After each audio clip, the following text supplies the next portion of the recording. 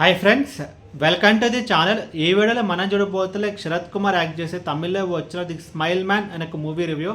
And ఈ movie మొత్తం చూసిన తర్వాత నా ఒపీనియన్ చెప్పడం లైక్ తీసుకున్న స్టోరీ అయితే బాగుంది, బట్ ఎగ్జిక్యూషన్లో ఈ మూవీ అయితే మిస్ఫైర్ అయితే అయింది. అండ్ ఇప్పుడు సినిమా స్టోరీ విషయానికి వస్తే కనుక లైక్ ఒక సిటీలో ఒక సిటీలో మనం చూసుకుంటే కనుక లైక్ సీరియల్ కిల్లింగ్స్ అనేది జరుగుతుంటాయి. సో ఆ కేసు లైక్ పోలీస్ డిపార్ట్మెంట్లో అన్ని డిపార్ట్మెంట్స్ అన్ని మారి ఫైనల్గా లైక్ సిఐసిబిడి ఏదో డిపార్ట్మెంట్కి అయితే వస్తుంది. అండ్ డిపార్ట్మెంట్లో ఒక పోలీస్ ఆఫీసర్ అయితే ఉంటాడు. సో తన వల్ల కాక తన పైన ఉండే ఆఫీసర్స్ ఏమని అడ్వైజ్ ఇస్తారంటే కనుక సో ఇలాంటి ఒక కేసును లైక్ 5 years బ్యాక్ మన శరత్ కుమార్ అయితే హ్యాండిల్ చేశాడు. బట్ తనకి ఒక పర్సనల్ ప్రాబ్లం ఉంటుంది. సో ఆ ప్రాబ్లం ఏంటంటే కనుక తనకి ఒక నెక్స్ట్ రాబోతున్న 1 yearలో తన మెమరీస్ అనేవి పోతుంటాయి. సో తన హెల్ప్ తీసుకోవాలని చెప్పి అనుకుంటారు. సో ఫైనల్గా ఆ కేసు అనేది ఎలా సాల్వ్ అయ్యింది అనేది మిగతా స్టోరీ.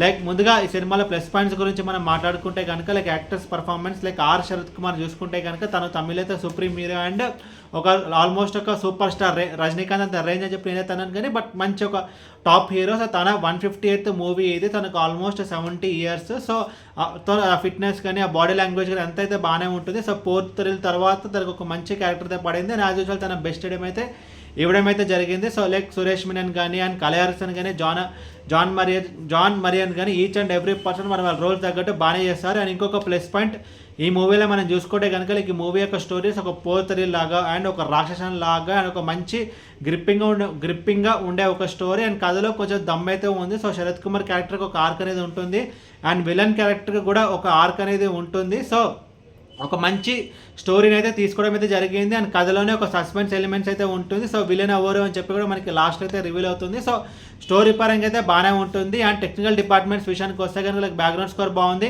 అండ్ సినిమాటోగ్రఫీ కూడా అయితే బాగుంది. అండ్ ఇప్పుడు సినిమాలో నెగిటివ్స్ గురించి మనం మాట్లాడుకుంటే కనుక లైక్ స్క్రీన్ ప్లే మనం చూసుకుంటే కనుక తీసుకునే స్టోరీ అయితే బాగానే ఉంటుంది. బట్ కావాల్సిన ఇంపాక్ట్ అంటూ మనకైతే ఏమైతే ఇవ్వదు. సో శరత్ కుమార్ ఇందా చెప్పినట్టు తనకు ఒక మెమరీ లాస్ అనేది ఉంటుంది కదా. సో నెక్స్ట్ 1 yearలో తన మెమరీ అయితే పోతుంది. సో అది ఒక ప్రాపర్ ఇంపాక్ట్ అంటూ ఏమైతే ఇవ్వలేదు. అండ్ విలన్ క్యారెక్టర్ ఉంటుంది కదా, సో దాని కూడా కొంచెం ఏదో ఒక జస్టిఫికేషన్ ఉంటుంది. బట్ అది కావాల్సిన ఇంపాక్ట్ అంటూ అయితే ఏమైతే ఇవ్వలేదు. So the 4th thrill movie మనం చూసుకుంటే కనుక అందులో లైక్ నెక్స్ట్ ఏం జరుగుతుంది లైక్ ఆ సస్పెన్స్ కానీ ఆ క్యూరియాసిటీ కానీ అదంతా అయితే ఉంటుంది. దాంతో ఆ మూవీ అయితే వర్కౌట్ అయింది. అండ్ ఈ మూవీలో అదే అయితే ఉండదు. సో అందుకే ఈ మూవీ అయితే కొంచెం వర్కౌట్ అవ్వలేదు. అండ్ ఓవరాల్ ఈ మూవీ గురించి చెప్పాలంటే ఇది ఒక 50% ఒక సీరియల్ కిల్లర్ మూవీ. అండ్ ఈ మూవీకి నేనే సరే రేటింగ్ 2 out of 5.